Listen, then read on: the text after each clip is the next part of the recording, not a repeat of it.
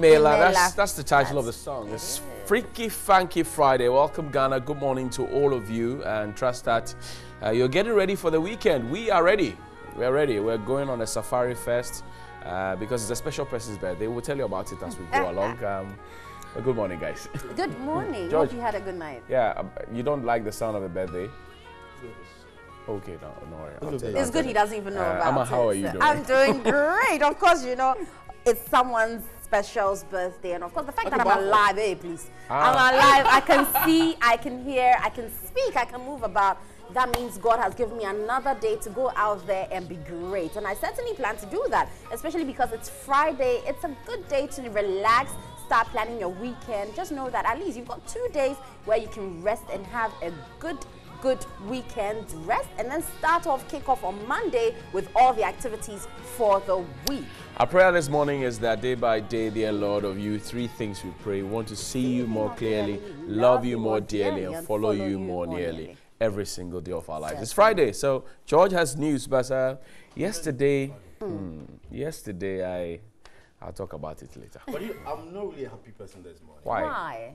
You know, my best friend is from London, and then he always uses British Airways. Oh, yes, and the they bed always bugs. complain about services. Yeah. You know, of BA. Yesterday, I heard the Minister for Aviation complain about it. But you're not knowing this.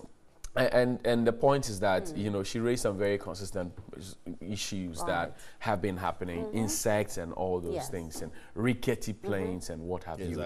I think that we have for a long time allowed ourselves to be taken for granted.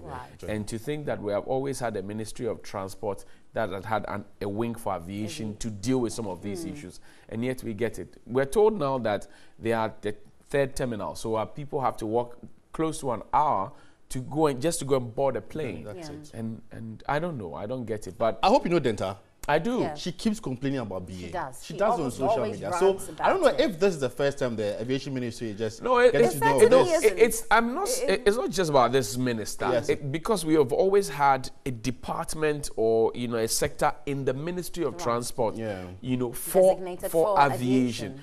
At least, at best, we have a deputy minister. But this is we have a minister now, a full minister. My question is, why would it take us a long time to talk about this now?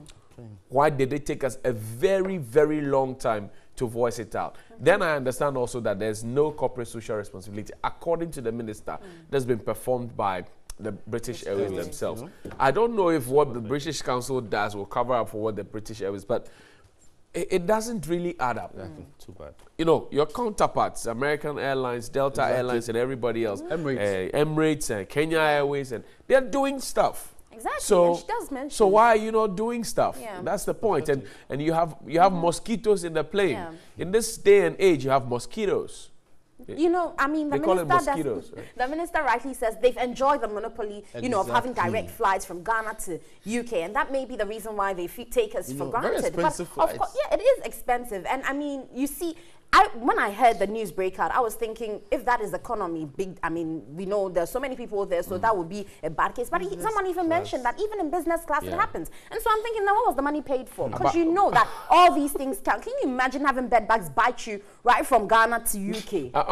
If the mosquito is in the first class, mosquitoes, they don't need There's no respect of persons. Once you slide the curtain, they come through it. It's rather unfortunate. It shouldn't happen. She says they are taking us for granted, and this is not like right. I mean, George.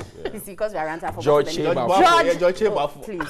Because George rightly said, I mean, you can't do this. Not in this is not the first time. So why is it taking us this long to talk about it? We always need the masses to now speak against it before we talk, and it just runs across the whole aviation sector. When you get to the airport, the immigration services, the guys who hang around asking you, what did you bring me? Sweetheart, you didn't send me, so I really don't have a right to give you anything. It's just nice to carry out your duties, and I'm impressed. And I say, oh, have this talking. But that kind of attitude, I mean, when you get down from the plane, you just realize I'm in Ghana. The heat alone, you get there, the lights are off, you get there, it's not just the heat. The smell. We have to do something about that. You know the funny bit, when you get to the airport, there are these towing vehicles, say national security and all that, plenty hogwash. Now, you get to the place and then you park your car. Under 10 minutes, maybe less, they clamp the car and they demand 100 Ghana cedis from you. Plenty people are falling victim to that. Now, there's no indication that you can't park here. Right. There's also no indication that, well, waiting time is 10 minutes. So there's a signage to say that 10 minutes. And who actually starts counting the 10 minutes? Because if you say the waiting time is 10 minutes and I get here, I must know that my minute starts from now. Nobody tells you anything. So we ambush the people and then we extort money from them. That's what they do. That's what we do. And look, imagine that in a day, they get about 250 vehicles times 100 Ghana. That's a lot of money. 2,500K. It certainly isn't the way to You know, 25K. So I don't know. But there are too many things that the airport itself has. And good morning to you, Mr. Hobson Adoye. I think he is in charge of security at the airport. Right. Your men extort money. It was one of those guys who slapped Dr. Kobe Mensah at the University of Ghana. One of those guys. And sometimes you go in there and you find that these guys are relatives, friends, and sons. Anyway, and cousins. George has news. Yeah, he does. There's more news with George. Ours is rant, but George's is credible news. Up next is news on your favorite morning show, NewDay.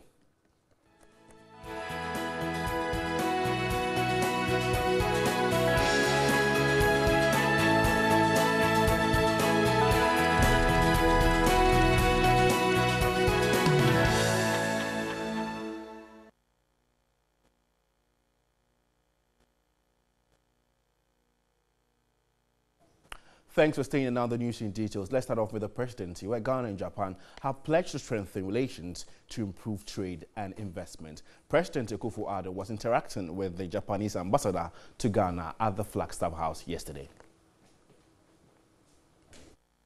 Ambassador Chitomo Himeno, a career diplomat, was at the presidency to present his letters of credence.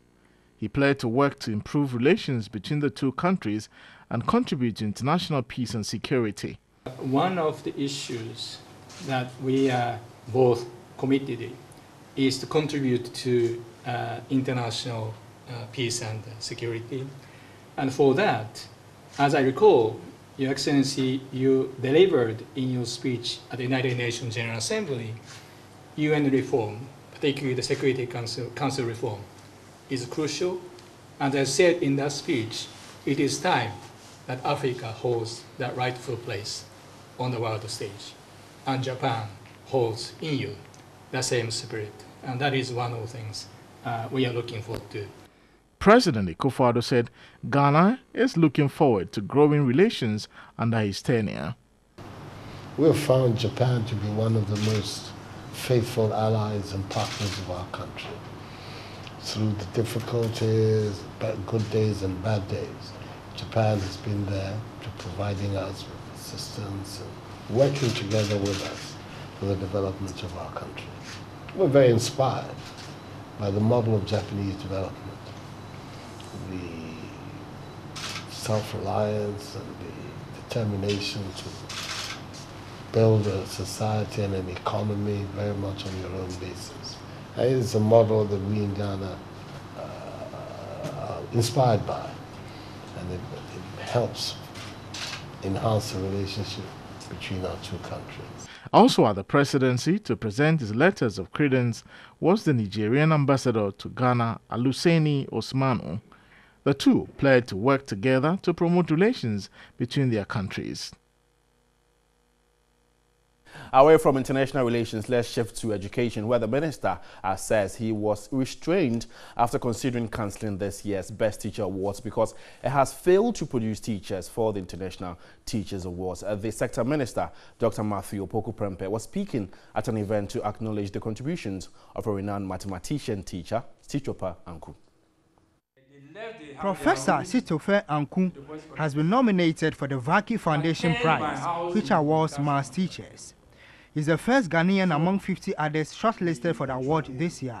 The winner will be presented with a $1 million prize money at an event to be held in Dubai in 2 months' time. New Zealand entered to 2018 first before Ghana. What's Nigeria 1 hour ahead of us? Why? Do you understand those things? We can do that from here. Your own creation.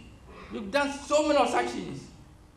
So there's no need for you to go and buy already made teaching and learning materials. You can create them for the local environment. You can create them. And the creation itself is a learning process.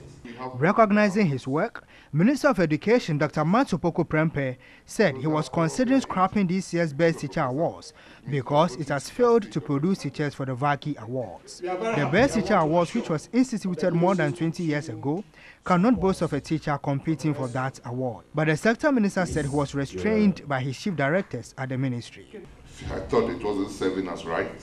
He said, Minister, if we don't do it, the teacher union will come at you. I said, to do something, do it as badly as we are doing it. Then let them come at us this year. Next year, they would see. He said, Chief, let's just leave it. I said, no, Chief Director, it is so bad.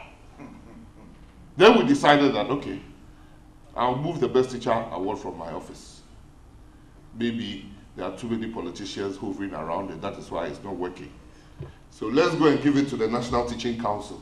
Meanwhile, he has directed the curriculum division to promote the study of numeracy. I've charged our curriculum developers that for early years in this country, it's high time we concentrate on literacy, numeracy, and science. If we get it right at that point, everything will be a bonus. Other speakers at the event lauded the measurable contributions of the professor. Again, I want to thank.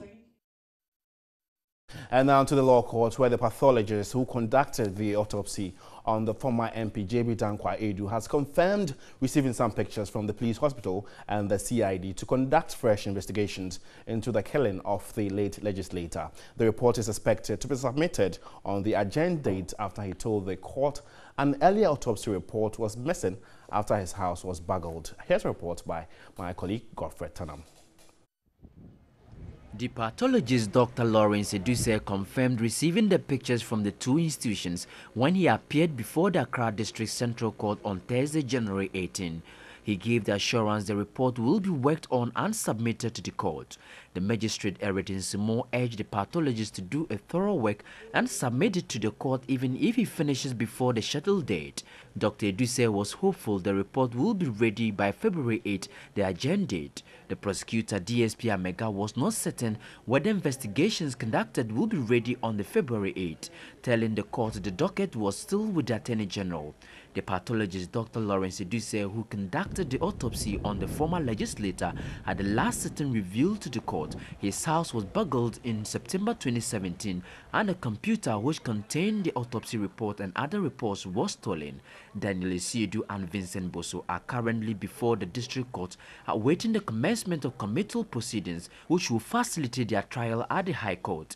The two are before the court accused of murdering the former legislator J.B. Dankwa Edu. Lawyer Obribwai, who is holding brief for the family of the late MP, said he is hopeful the case will proceed. Unlike the previous encounters where we were all at a loss, the information he delivered to the court today, it seems to me that by 8th, all things being equal, the report will be ready.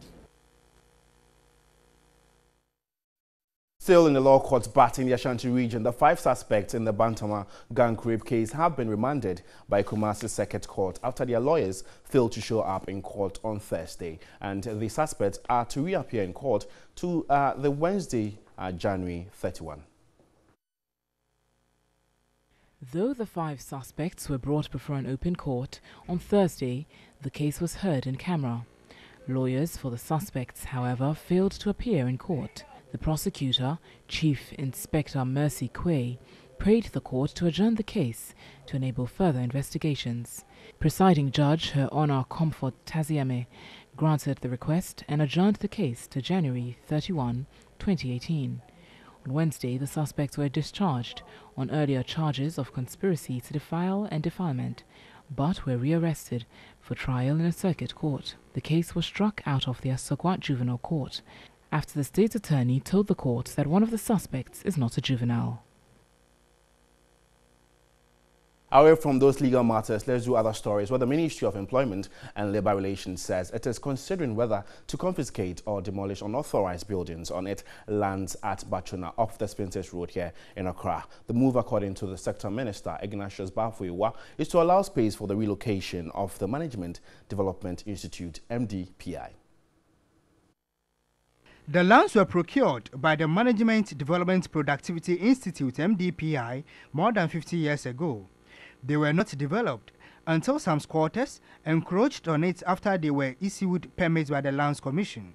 Currently, the MDPI, which is under the Ministry of Employment and Labour Relations, is seeking to relocate to the area to allow the construction of the Marine Drive. The Minister of Employment and Labour Relations then constituted a committee to engage the squatters. After 9 months of deliberations, the committee has presented its report and recommended that the ministry should enforce the Public Lands Law of 1974. In the law, buildings of encroachers on government lands must be demolished or confiscated. Again, the law debars anybody from interfering in any demolition exercise. Chairman of the committee, Rodolphe Kuze, said a 21-day notice should be served squatters. Government also has the right to abate any nuisance or terminate any interferences caused by the trespassers. Government also has the right to confiscate, demolish, or remove any structure or obstacle on the land.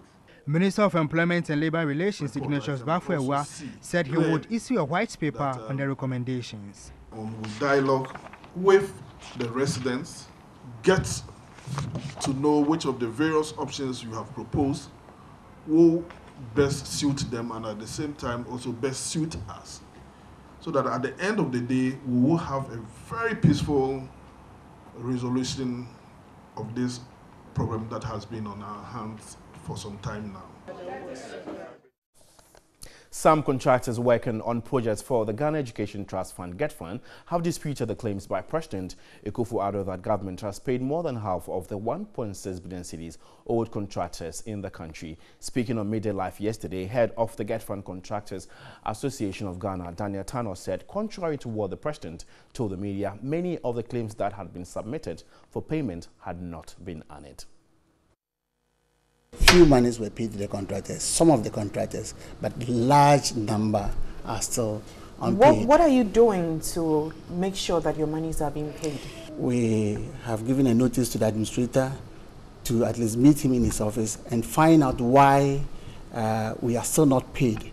And then if it would, the next action will depend on what the administrator will tell us from there.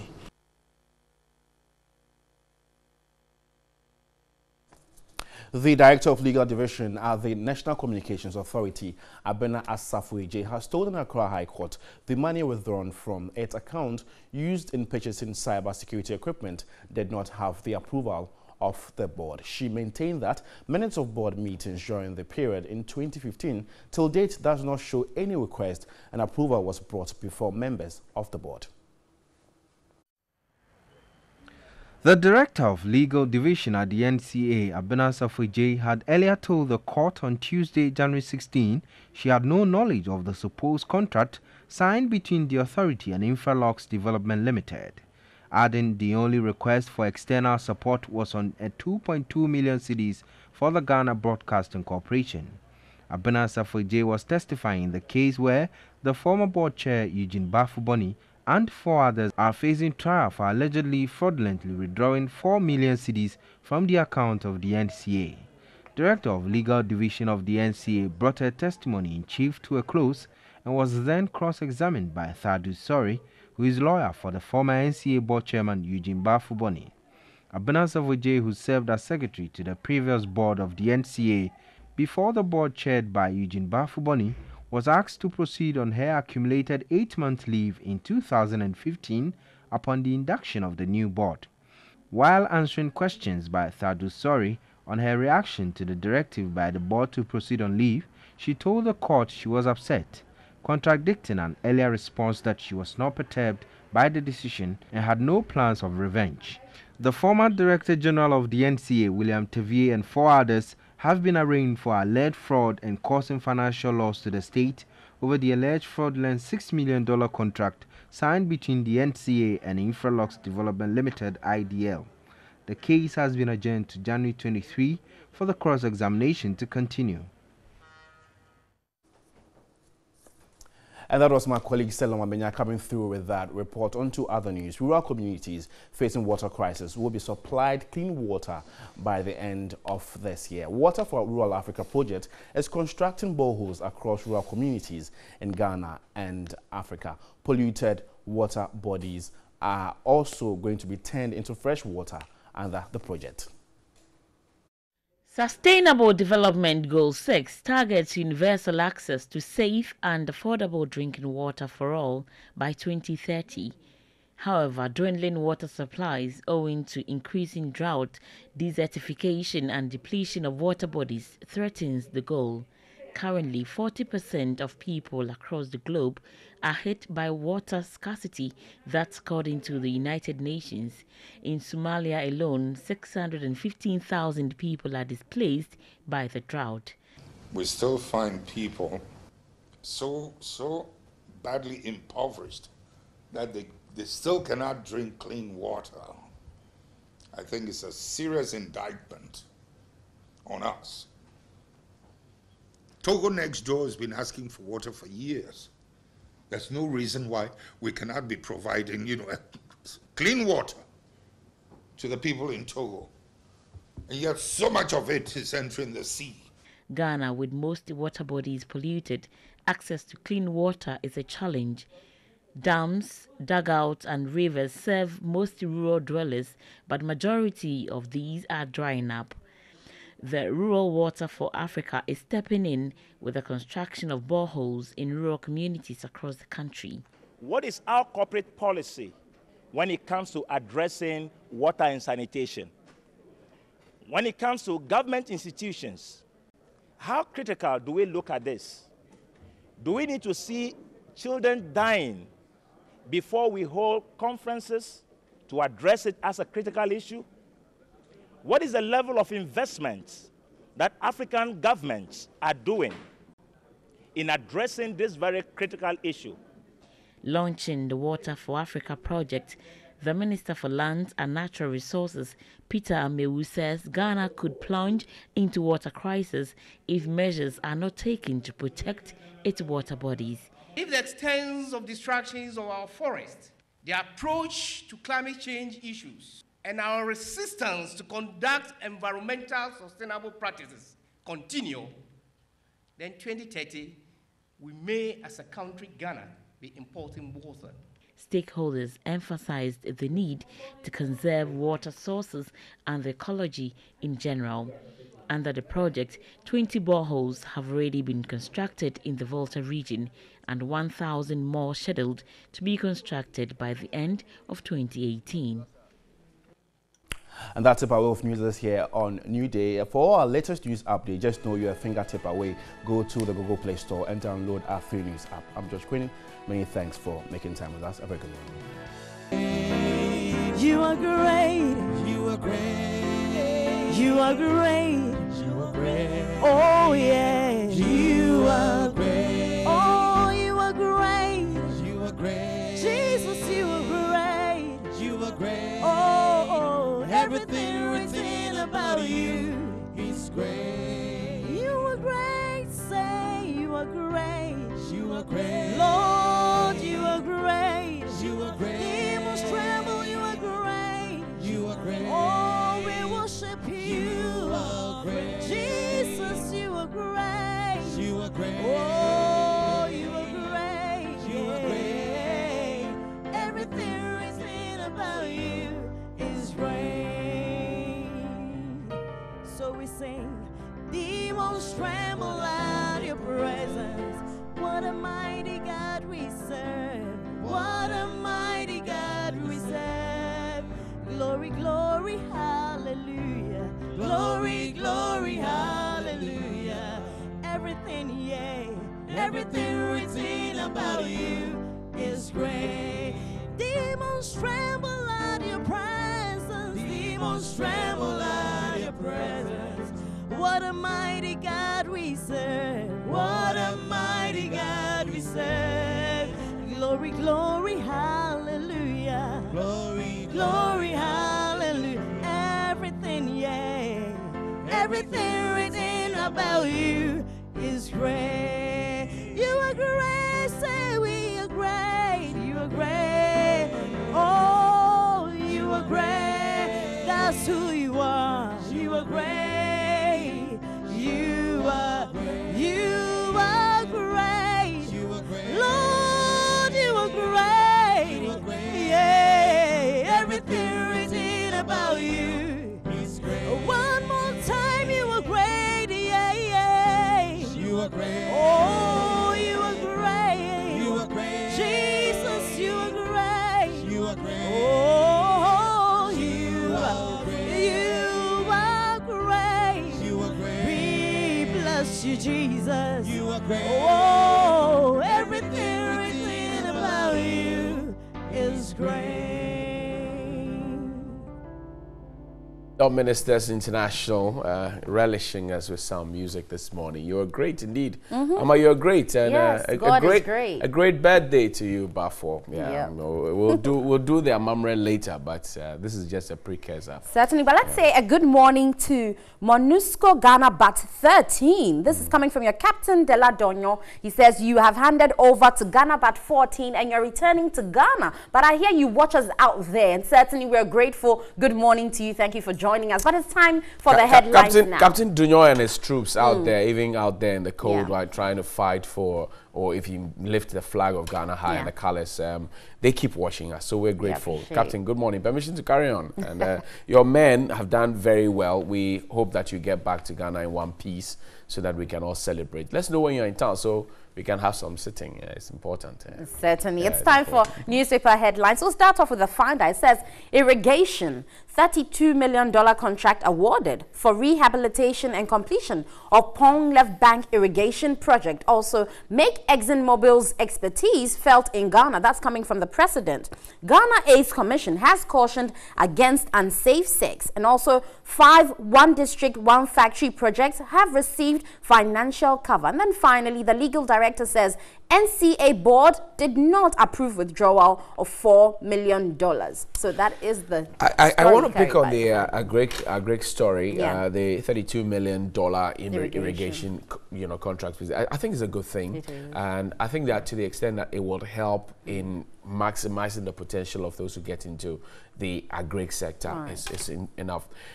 We haven't spoken largely about irrigation in this country. I know that as a child growing up, there was one Akukrobite that my dad used to take me to. Very interesting place.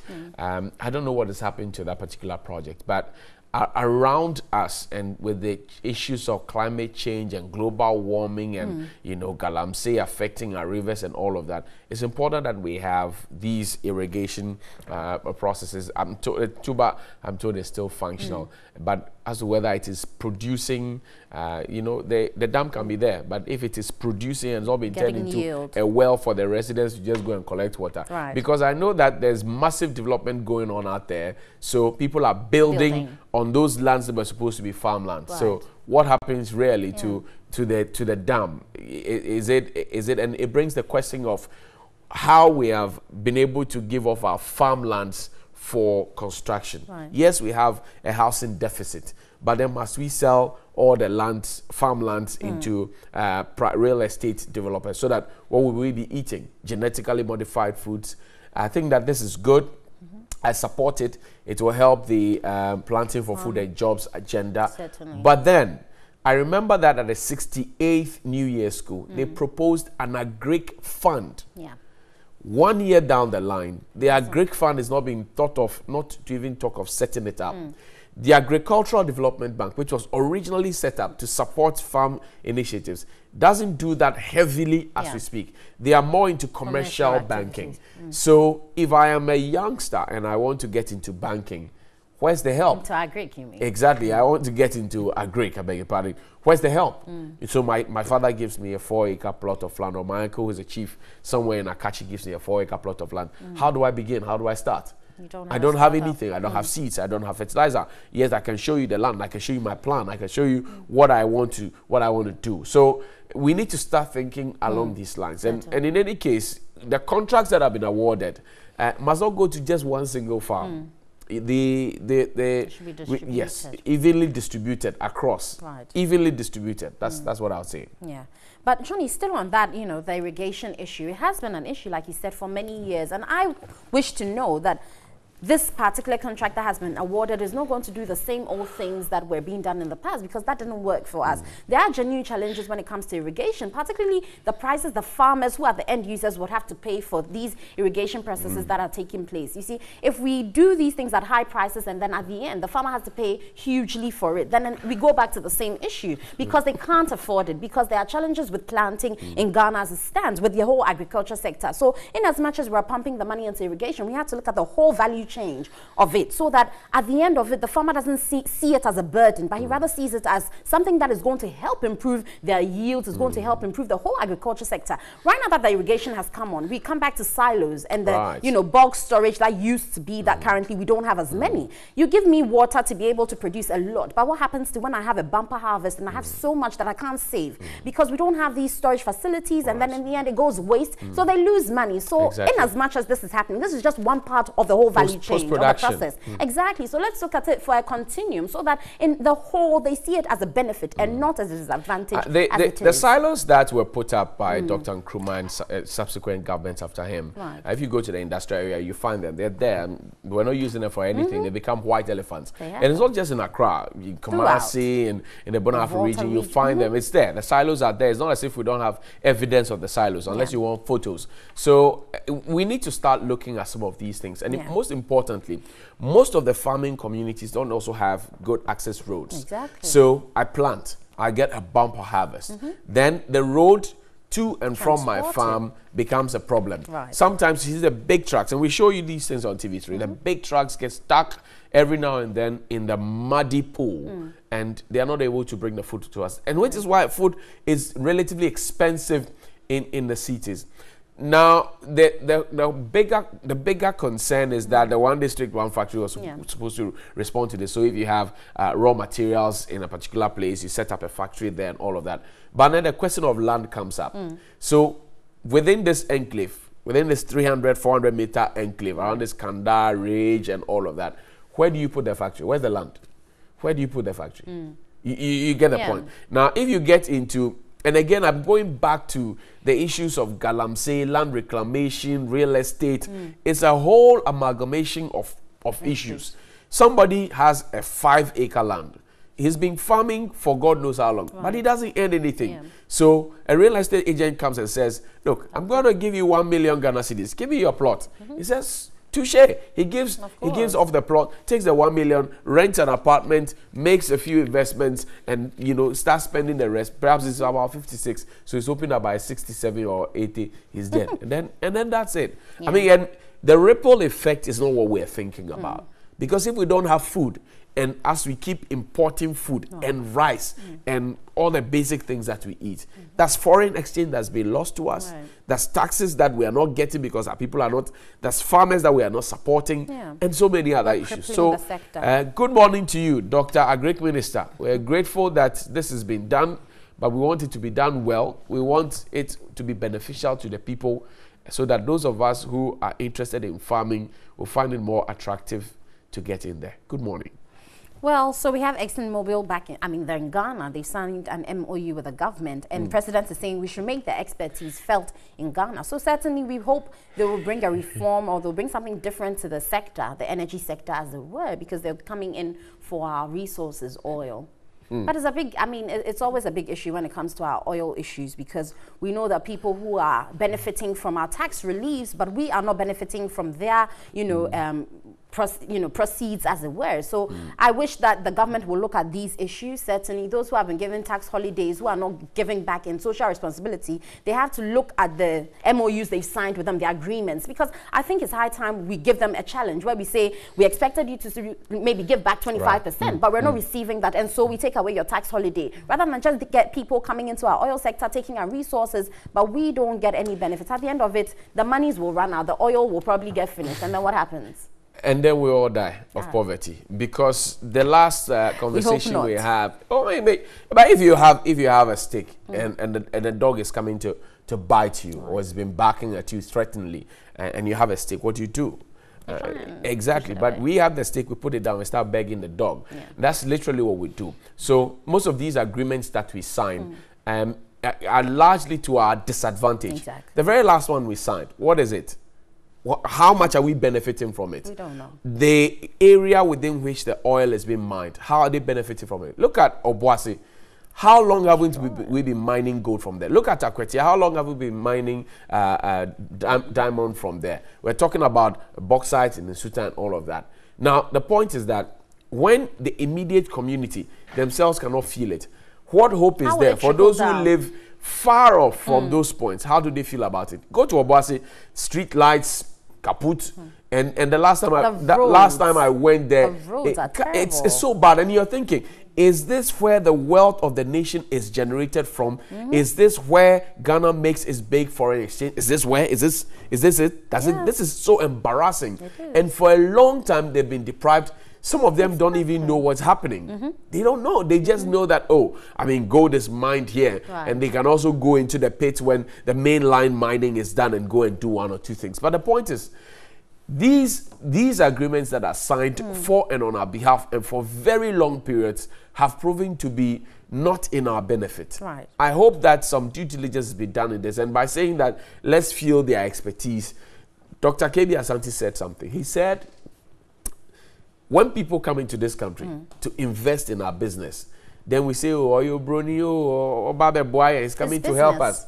It's business. He's doing business. He's not helping anybody. Tax He's helping himself. him decently, like you would tax a black person. Exactly. And there have been those complaints from the Free Zones Board to the GIPC. People complain about it every time. That if it's a Ghanaian and they go there, it's difficult. But when it's a foreign man and it comes, some of these things they cannot be justified. Yeah. But you cannot also write them off and wish them away. So whoever is in charge, Minister Boache Jaku, he said the last time we put a microphone to him, he said this idea of putting a microphone is not right. But me, when I meet him, I'll say good morning, I'll put my microphone to him. He says you're ambushing him. He doesn't Why do you put a microphone? But it was a presidential encounter with the press. Yeah, so it's president, you should go and ask. But he was there, he was invited to be there. So if I have a question, I say, Minister, put it in writing and send it to his ministry. Anyway, guys, it's time for us to run. So we can't put the microphone to the not minister. That's ambush. Yes. Like ambush in a place where there's everybody. John used to. No, I don't understand. So we'll write a letter to him. What does the word ambush? Him, send him a good morning, ask him to explain. I like his bow tie, Mom. It's nice. Yes, and I like his English. He speaks well.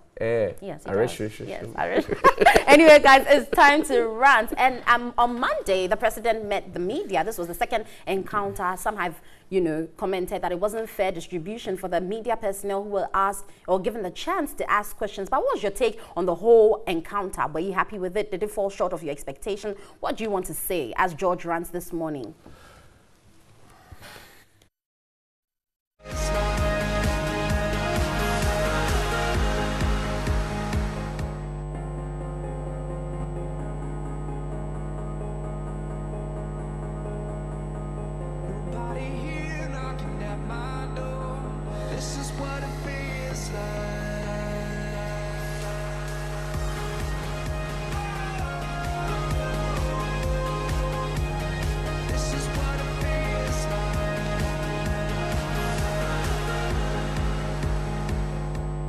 So this morning we want to discuss the President's second media encounter that was held on Wednesday. Journalists had the opportunity to ask myriad of questions, and Professor Jambo has come out to say if Mokular traders were given the opportunity, they would have asked thought-provoking questions, meaning the journalists didn't live up to expectation. And so this morning we want to discuss the fallout and matters arising with regards to the President's second media encounter. This is Daily Rant. Let's keep talking. So how would you guys rate your performance on Wednesday on a scale of 1 to 10? Well, average, so 5. 5 out of 10, if you ask me. And my reasons are so many. 1, some went there ill-prepared. I'm sure some just went there to be part of the occasion. But unfortunately, everybody was raising their hand. And they also raised their hand, and then they caught the eye of the information minister to call them. So they came there, they were praise singing, their questions were incoherent. Some couldn't even express themselves properly. So I think this time around, our performance as members of the media fraternity was just average. First of all, it's not about the... So give the mark, 1 to 10. 1 to 10, 4 should be okay, yeah. And first of all, it's not about the questions that were asked, but I think the time that was given, because the speech was too long, and so it adds into the time, so they didn't get enough time. Some journalists didn't get the opportunity to also ask their thought-provoking questions, and so I think that the time frame was not enough for questions to be asked. So, Yima, your scale? Well, 1 to 10, I think 6. I think it wasn't that bad as some would want us to believe, because I think there were some thought-provoking questions, some that the president didn't have answers to. Yeah. For example, the president does not know the number of unemployment, like jobs he has created. The president is also not so much aware about, or doesn't even know what the white paper. Yeah, the Jamafe Commission. There was also the question about the Gitmo 2, which he says they will have to meet and decide, and of course when Parliament reconvenes. So I think these are questions that ordinarily any journalist worth his salt who has opportunity to speak to the president will ask. I'll rate them 6 because I think the planning was also part of it. If you're ready to meet the press, be fully prepared. But then they gave us the impression that the president is so busy, he doesn't have time, he has to go and do other things. If you're meeting the press, dedicate the day for us to throw our questions to you. But you don't come and give us just like 2 hours and expect that we give you quotes or unquotes relevant questions. No, the planning is also part. So on the average, I'll give them 6. Okay. When we say the performance was just average or 5 out of 10, we're not saying there were no good questions. Yeah, there were good questions. That we grant. But however, how can you, for instance, meet the president without asking him about the right to information bill? To me, that falls flat on the face of even your fraternity, the work you do. So you should be able to. So for instance, the information minister early last year promised that by the end of 2017, the bill was going to find its way to Parliament. As we speak, the bill is not even before Parliament. It's not even before Cabinet. Not even talk about it having a Cabinet approval for it to make its way to Parliament. And to ask the media people, this is to the core of our job. Once the right to information bill is passed into law, then getting information from public officers shouldn't be a difficulty at all. So to me, that's one of the reasons why I believe that most of the questions asked were irrelevant. So for instance, how can you, for instance, in your wildest imaginations, wake up from the house, go to meet the president with a question that people, foreigners, presidents are coming into Ghana, and that amounts to something extraordinary the president is doing that has never been done before? How on earth can you imagine? But if it's laudable, at least you can laud the president. But this is not a question you put the president once you are given the opportunity. Out of about thousands of journalists in this country, you've been chosen to go to the presidency to put a question to him. And this is a question you chose? Come on. I think it's about interest, what the people are interested in. You are interested in finding the right to information or whatever. And so when you go there, that's what you are going to ask. But that's what the person is interested in, want to find out. Yes. How beneficial is that to you and I? As a nation, how beneficial is this question? It's not a human institution. You will get some people who ask irrelevant. That one, it is bound to happen. But you shouldn't say that they want to ask irrelevant questions because they are were the first. It's gone. It gave us John Mahama as the president. He's no more the president. And you believe that as even an editor for New Crusading Guide, this is the legitimate, relevant question for you to go and ask the president. But do you think, don't you think, the media houses meet and then, let's say this is what we want to, ask. So just go there and ask that on our behalf. I don't think they do that, but if they do that, I think it will help. But then again, we are all in the media industry. We are all we know topics that are topical. We know things that are relevant. We know things that are happening. For instance, last year, in December somewhere, we had meningitis, we had H1N1, we had a whole lot of issues. For instance, the meningitis was attributed to the congestion in senior high schools, which obviously was also attributed to the free SHS. You had the president in front of you. You could have asked him all of these questions, but you see, it's... there are lots of questions you can just ask. You don't go and ask from the city. Baumia was there. He told us some time ago that the city had been locked and the keys given to the IGP. So where are the keys right now? Because it seems the city is on the loose. Where is it going? Do something, it's a controlled environment. It's not as if you have the president sitting in front of you for 30 minutes, of which you have... Would you say it's tension? Not necessarily, but I'm saying if you have just one shot at the president, ask your question, thought-provoking one for that matter. It's not the same if you have the president seated in front of you and you have 30 minutes to do follow-up questions. Okay. Talking about whether the media houses or editors or whoever they meet before they ask the questions. I was discussing with my other colleague at the time, Kwesi Pratt thought on his feet. The president made a comment about a committee that is currently sitting, and there he was able to think on his feet and ask a question relating to that matter. I'm saying we shouldn't always stage the questioning. Sometimes it's good we think on our feet, and I think it's something that we can all learn as journalists. I was finding my questions on social media, and most of my questions, I put them on social media even before the encounter, and they were asked, and these are relevant issues. Listen, we are all in the media fraternity. We know the relevant issues. We know how to put them across. Okay, the thing is, if you go to other part of the world, an encounter like this would give the president sleepless nights. But it's become like here in Ghana, we just go to bed with the president, and it has been so. I think sometimes we are also too hard on ourselves when we want to compare ourselves to the pressmen in the US, that when they meet the president in the White House, they ask these thought-provoking questions. But look, if you watch the entire clip, the ones we see on CNN or Al Jazeera or the international media platform, it's not everything that happens that they show to us. Yeah. Some also ask very, pardon my French, useless questions. You understand? I'm saying that in every country, we have sharp journalists. The same, as much as we have damp ones, they are the same. That's what we should entertain. Honestly, how can you entertain a damp journalist? The journalist is a reflection of the society, largely. So if you are dumb, what business do you have in the business? Do you think it's a smear in the face, Professor Jambo's assertion that we couldn't ask thought-provoking questions, and then Makola traders could have done better?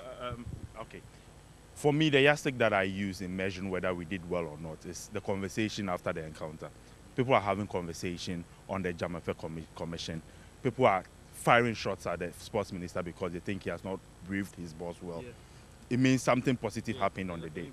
What question would he have asked the president if he had But for me, I think he said, if let's say I go in and ask a question and then the president is unable to answer, it should be a follow-up. Let's say a next journalist should do a follow-up. So maybe the time is limited, though. I'm saying they are scripted questions from the House. You see, that's the challenge. Is nobody wants to go and then do a follow-up. But for Kwesi Pratt, there was no single follow-up. Meanwhile, the issues kept coming. The president kept dancing around some of the issues. You see, but I also blame the format, honestly. Only one sports journalist had the opportunity to ask questions. But for the fact that it was Songo who, in spite of all the heckling, went ahead to fire 3 questions, that would have been it. Maybe the journalists should be changed this time, because I think there's so much relaxation, there's too much flexibility in media houses. So when it comes to issues like these, we have people, always the same faces, morning show hosts, we have editors, and some of them even go and they don't even ask questions that we deem relevant. I think with the changing of journalists, we might be, sending attachments and then, national service personnel, trust me. I think they would even do a good job, because we have to change it. People are too flexible. People come, they just say anything because they have their name. Last year, because they were trending, because they think they asked a relevant question. This year, they wait, they go the last minute thinking they're going to fire a very tough question we've not even heard before. And you go and read something we've heard over and over. And at the end of the day, the president even snubs that question and he just dances around it. So we don't get the job done. But for what Professor Jampo said, I think it was really, really unfair. If he had the chance on his feet, what question would he have asked? He should answer. He's a professor. I don't think he would have asked like 10 questions or 20 questions at that particular, because there are so many trending issues ongoing. And so if he had the chance, it would have been only one question. And would that be so relevant that he thinks that those that went couldn't ask anything better, comparing them to Makola? And even that comparison, as my colleague said, it's uncalled for. Okay, a fallout of this encounter is that Media Journal TV3 wasn't able to ask a question, and I think it was, I noticed, and especially because the information minister was calling not individuals but media houses. So, for instance, CTFM was mentioned Graphic, mentioned even the new crusading guy, the gentleman who came to ask that question I was talking about earlier. His media house was mentioned. So why not mention Media General? 3FM, Radio Connect, and what? Not even a single person from such a media house. And given the fact that in his introduction he mentioned that last week he got the flag for allowing people from just EIB and then multimedia, I think he did worse things this time around. I think if you want a specific people from a specific media house or particular certain media houses to come, just send them the letters and let them come. But don't call everybody, leave some out, and then just handpick a few that you think you are familiar with. There are other people who and tell us the president doesn't have time. Go and meet your own people. Let them ask the questions you want them to ask them. Don't come and give us in the impression that you have the whole day for us, but the president is in a hurry, he has to do other things. No, just to add to that, we understand that the first gentleman is a very busy individual. But please don't rub it in our face. You don't call us to an event and keep announcing that the first gentleman has other events to attend to. I think it's an insult. We are assessing the media's performance at the second encounter with the president. Let's know your thoughts. Just log on to our social media platforms. On Facebook, it's News on TV3, and on Twitter, it's a News TV3. It's a caution to the ministry. Ensure you put your house in order so next time, or let's say the third encounter, will be great. Thanks for watching. For you, that's what Joe Mettle and Luigi McLean sings, and earlier you had heard from Kingdom Ministers International. Let's get into the news review segment. The Daily Heritage says 18-year-old illegal miner gets 3 years in the cooler. Stop killing innocent cattle, says security analyst. And $4 million withdrawn from NCA account without board approval. Legal director speaks in court. Daily Guide says Nana Hills GNPC Exxon Mobil deal, and NCA $4 million fraud, gang of 5 hot. 7 cop killers caged, and Mohammed's second coming a waste, according to Sylvester Mensah there. And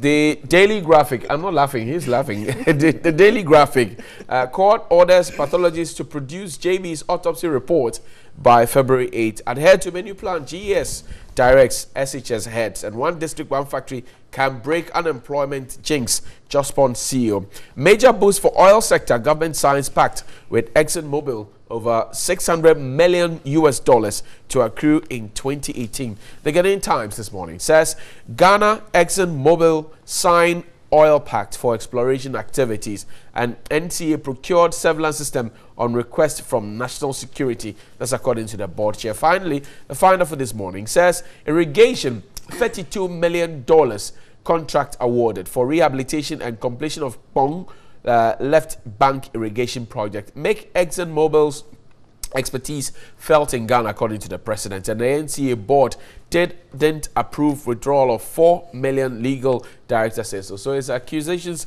and counter accusations. My guest this morning, Fred Agbenyo, his deputy communications director of the NDC. Fred, good morning. Happy New Year.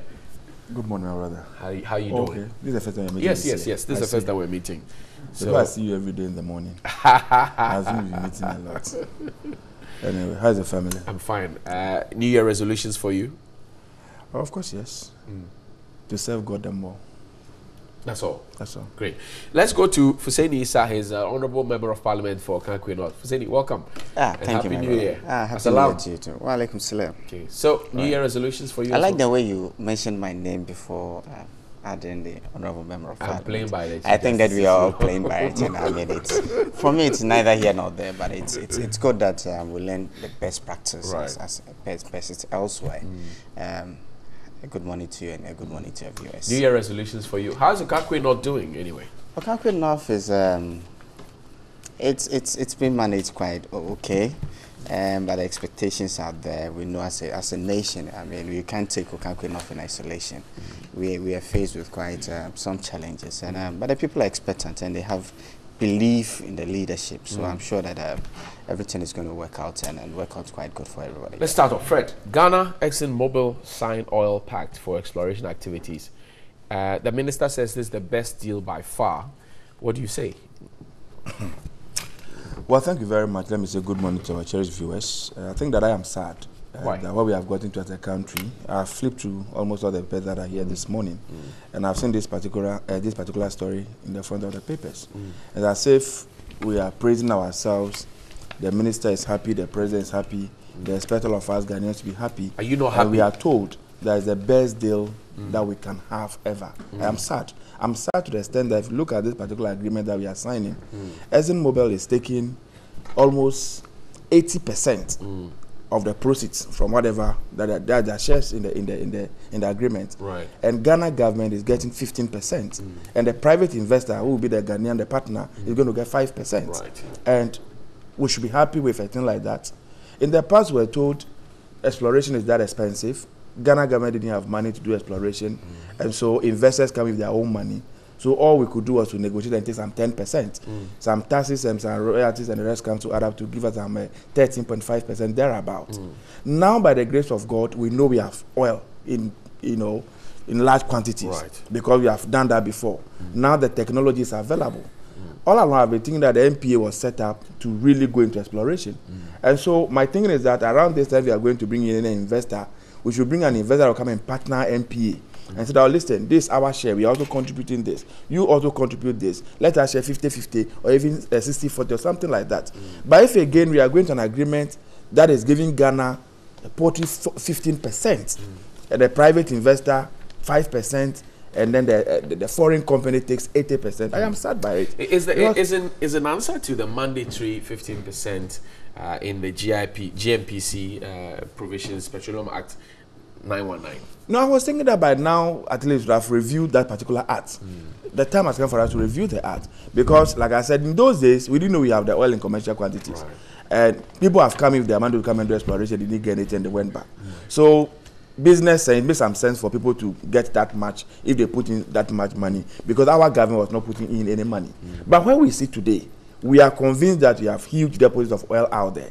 The technology to explore and go deep down to is available now. In the past, we didn't have. So what would be the base of we now going back to the negotiating table with that same old agreement of 15 or 20-80, private person taking 5%? It doesn't sit well with me. One of the things we have complained about, especially this whole week, following from the school that is going on at Lagos now, this New Year school that is going on, is the fact that most of the huge businesses are in the hands of expatriates or foreigners. Ghanaians are not getting anything from it. Go and check our mining sector. We are told our shares in the mining sector is barely a percentage, 1%. 1% from all the mining. 3 days ago that the president even met the press, he himself alerted the fact that the senior minister was in, I think, in Dubai, and the people were saying, oh, they were able to import about 7 billion worth of gold from Ghana. Meanwhile, our official records indicate that we exported barely some 2 billion. You know, if you go to the telecos, all the telecos are in the hands of private people, the foreigners. Almost every huge business that you can think about in this country is in the hands of a foreigner. So where we have gotten to now, I thought that our leaders, people who are in charge of managing this country, will really go to the negotiating table with something in hand, saying that, listen, we have found oil. We need to benefit from our oil.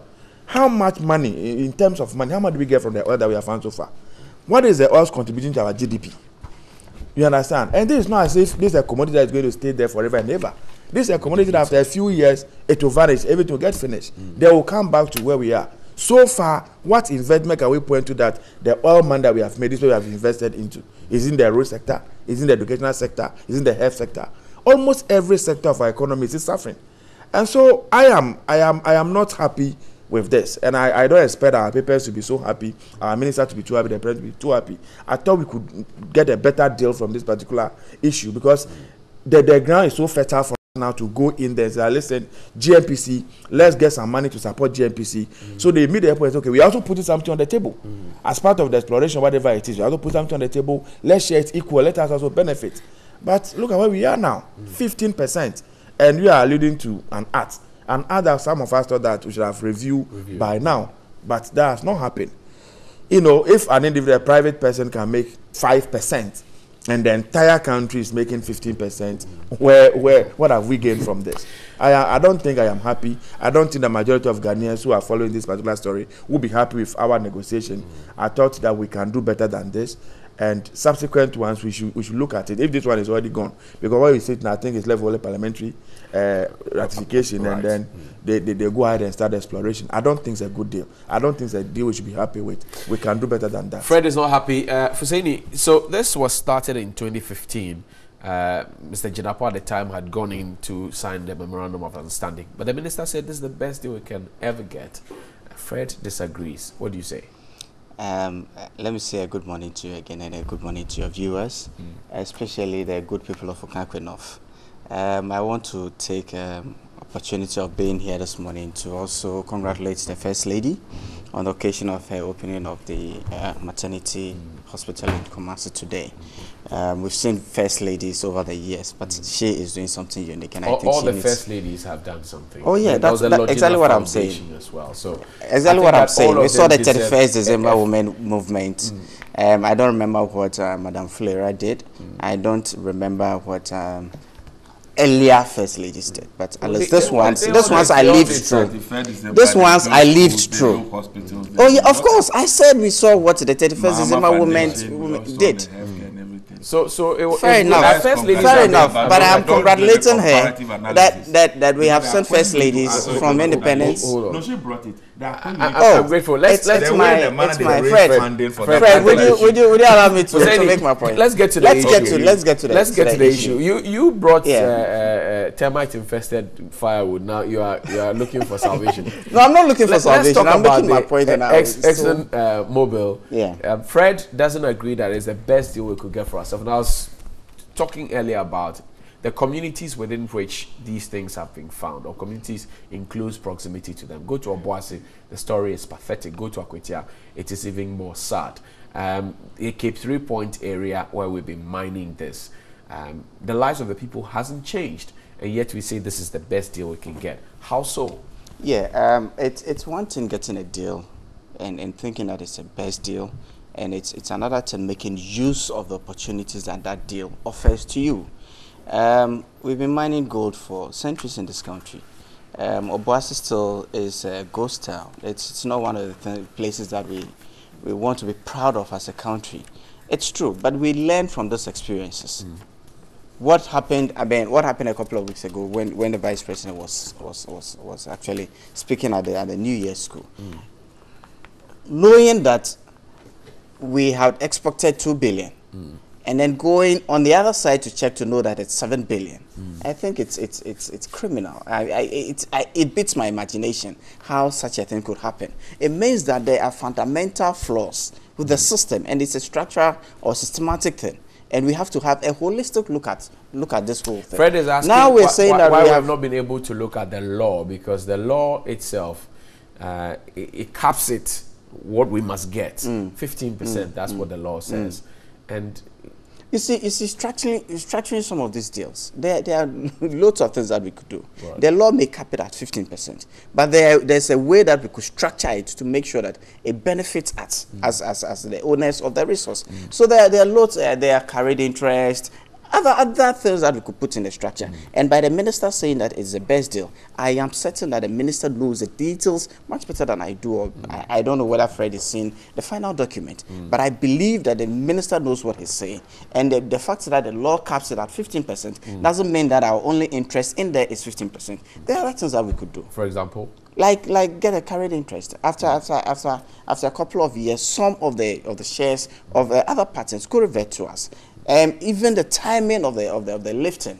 I mean, there are lots of things that we could do. At the time when the oil keeps dwindling, the oil is a resource that it's not finite. I mean, it will keep dwindling. And from experiences, and I'm sure that for whatever we are doing in that sector, we will keep an eye on the fact that we will not get this resource forever.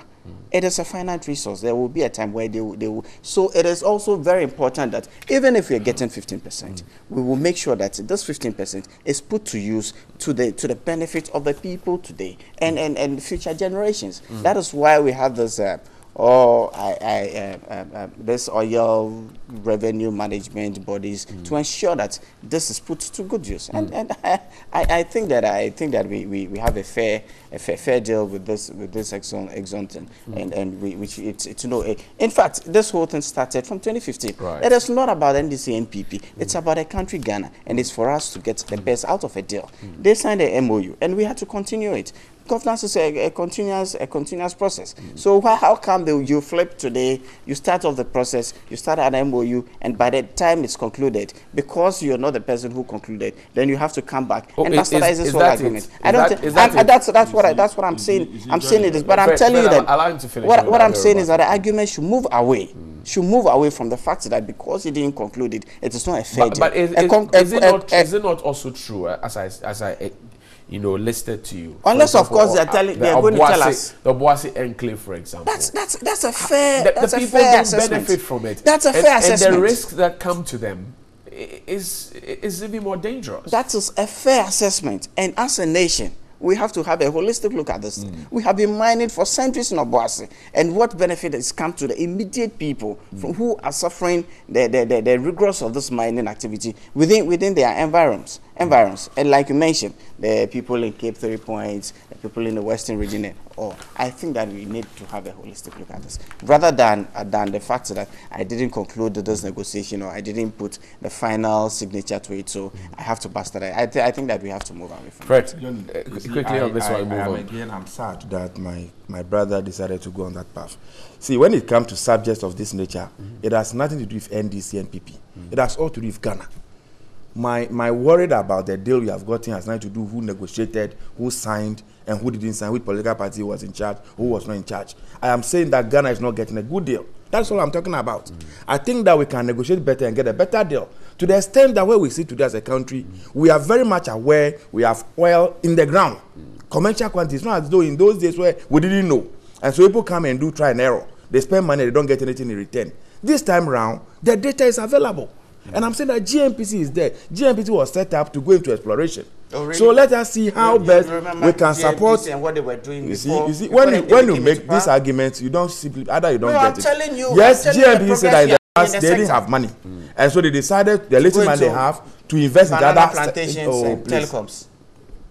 Well, I think that to invest the money to other sectors so that they can have more resources and go into the exploration. You came, you have a problem with it. I'm not interested in even going back to that debate. What I'm saying that while we sit now, we should be able to contribute to the exploration and get benefit from our oil fund. See, this issue that you mentioned, trade beyond, this issue that you mentioned about Boise and the Ghana rest, beyond aid. I'm sure you know about Takoradi long before the oil fund. Right. If you go to Takoradi in the past, to rent a single room, a 2-bedroom, a 3-bedroom was nothing very expensive. It was very cheap. Standard of living was very low. Today, go back to Takoradi, that's what is happening over there. Go back, and how are the indigenous out there benefiting from this oil that we have found really? You mentioned Obuasi, even their farmlands today, that their crops are not doing well. And yet you go into the community, there is nothing to show for. If you go to South Africa, they are doing mining. Go and see how Johannesburg looks like today. That the indigenous are benefiting from their oil. Place, it's a very beautiful place. Can we say same about our areas? Can we do better? Can't we do better? Yes. Can't we do same? How do they negotiate that they get better deals? That we will continue to, as if we are begging people to come and make all their money and take away in the name of just exploration. So my argument has nothing to do with NDC, NPP. Somebody will say, Fred, that it's a process. We will get there one day. For how long? We started with royalties and taxes. You and I have agreed that the oil is not a finite product. It will finish one day. So if you say we'll get there one day, is it when you think that we'll get there? This is a time for us to take the hard decisions. This is a time for us to listen. We need to benefit. Because there are areas, I've heard about the Keta Basin area and what have you. I don't know if they are going to go into that area. We should be able to sit there and negotiate very well. Recently, we were told that we have discovered a new mineral in the Volta region. In the Volta region. They are now going to look at the law and get an investor to come in. Are we looking at a Ghanaian investor? Are we prepared to allow a Ghanaian investor to move in there? Even the Ghanaian is getting the 90% or the 80%, me to not worry me. Because at the end of the day, his investment will remain in this country. Yes. He will put up his house in this country, will buy vehicle, will employ Ghanaians. But majority of these foreigners, when they come, go and check. It is the expatriates that they bring in. They bring in foreigners who come and work. Very few Ghanaians get opportunity to even work in those sectors. So you go and check our GDP on paper. It looks very huge, but very little goes into our economy. But I'm worried about the capacity in those industries. So we can't train that capacity. But Fuseni, we can't develop it. That is what we started. That is what we started. Long before now, we were training people. But I'm saying that. Oh, I said we as a country. Yes. So yes. So what does we mean? But I know you because you decided to do politics. We as a country, we started that. You see, the president has said that he wants the expertise of ExxonMobil to stay here. I want us to look at it over time, and let me come to you as well. What do you call it, Fuseni? Over time, how have we benefited from the expertise of these people who come to explore our minerals? Have we taken time to understudy them, to have the people who are qualified to deal without them? Ghana beyond aid? I think that our institutions have started it. If you go to KNUST today, prior to us getting into this sector, there didn't exist any. We have had UMAT, now Power Grant University, for God knows how long. Yes, we've had it, but at the time, oil and gas was not an integral part of probably their system or their setup. It was mainly to feed up the mines and all that. But the institutions have started. I know there are programs where the students from KNUST get the opportunity to do internship or some attachment with the Talos and the Adacos and the Cosmoses of this world. And it's by that gradual process that we are able to build indigenous capacity. When we have the engineers, when we have the experts that are able to run this industry, we'll still even need the capital. And we don't live in isolation. It's a global industry, and companies like Exxon and the likes, the muscle that they bring to and the knowledge and the capacity that they bring to the sector, it won't happen to us overnight. These companies have been in existence for very long, and they have metamorphosed from very different shapes and forms into what they are today. They have the capacity. Let's leverage on them until we are able to build that capacity locally. I am sure this knowledge is being transferred gradually, and then we'll get there one day. We'll get there when the oil is finished. I disagree with this gradualist approach. By the time we get there, if our oil is finished and we have the capacity, we can go to other countries when new oil is you have oil. You have developed your capacity. You take your capacity to another country. Why not? Imagine. Why not? Let's wrap up and move on. Go even to America and go to their petrochemical industry and see the number of Ghanaians who are qualified, who are working in all these industries. Let Mr. President of the Ministry of Energy today say that all Ghanaians who are abroad, who have the expertise, come and apply for the job. You get Ghanaians across the globe, in Kuwait, wherever it is, Iraq, who are working, who have all the expertity that you need. We have them. I know a couple of them who have come and they are working with this capacity. Yes, so but we need to build that critical mass. When? Do we have timelines? It's going to be difficult for me to tell you that in 5 years we're going to have a company with a semblance of Exxon or because the man who developed the fiber optics of this world, remember that it is a private initiative. You see? Remember that it's a private, and these companies are private companies. I am These saying companies that are private we companies. should They are not encourage public our own people. I think our own people have the capacity. If we encourage them, we give them the kind of support we are giving to these foreign companies. I'm not against foreign companies. I am not against them at all. But I think that we are doing it too much at the expense of our own people. Right. And that is why we are still where we are as a country. We are not benefiting from our resources. I thank you very much. The gentleman who developed Silicon Valley is Ghanaian. He's a proud Santa. And Dr. Mensah, good morning to you. Daily Graphic, page 23 says, one district, one factory can break unemployment jinx. Jospon CEO says so. And the one district, one factory, ahead of the clamp down Galamsey, was a big conversation. So I was worried that, well, if we flush these Galamseyers out, where do we put them? They were told one district, one factory will solve that problem. A year down the line, we don't know where the first factory is. The Comfy factory, the Commander Sugar factory, they've all come to a standstill. We don't know the number of jobs that have been created. The president said he doesn't have the statistics. We're gathering it. Is there any hope at all, Husseini? I can understand why the expectations are that high on the government of the New Patriotic Party led by His Excellency Nana Addo. Because people don't have jobs. Yes, of course. So people have expectations, and we are in the saddle. We're in charge of governance of this country, and we have told Ghanaians that we're going to create these opportunities for them. When? I also think that these things don't happen overnight.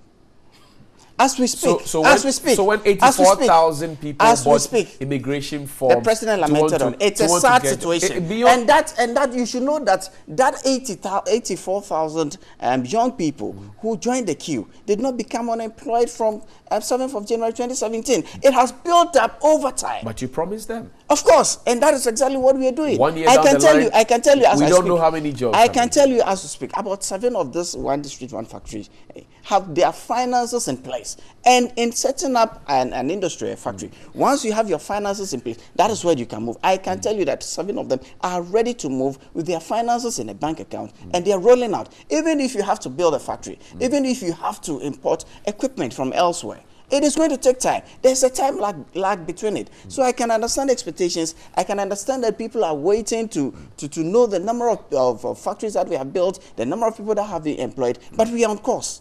We are very much on course. The impression ahead of election 2016 was that by 2017, these factories will be up and working. That was the impression. And in fact, when the president cut the sword at the Ekumfi factory site, that was the when was it? The sword was cut, I think it was in Q4 of 2017. But not a single block has been laid.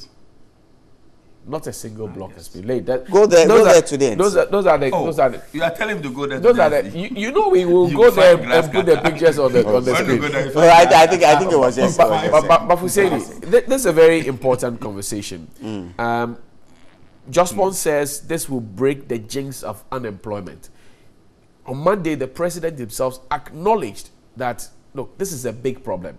And for me, I think it's a national security concern that you have thieving youth, young-blooded people who don't have jobs and they are hungry to work. It's not as if they are lazy, they are hungry to work, but the jobs are not there. Of course. That's a big concern. Yes, of course. It's a big concern to everybody. But you have to acknowledge that it's a problem that is built up over time. It is built up over time. And we are trying to do something about the problem that has been built up over time. And and nobody can profess to have the magic solution that happens within a day or a week or a month. We are on course, like I'm saying. At least 7 of these factories are ready to go. Their finances are in place. When are they going? When are they going? When are the factories going? In fact, they have actually started the process, because to even get funding to fund those factories, it's no mean achievement.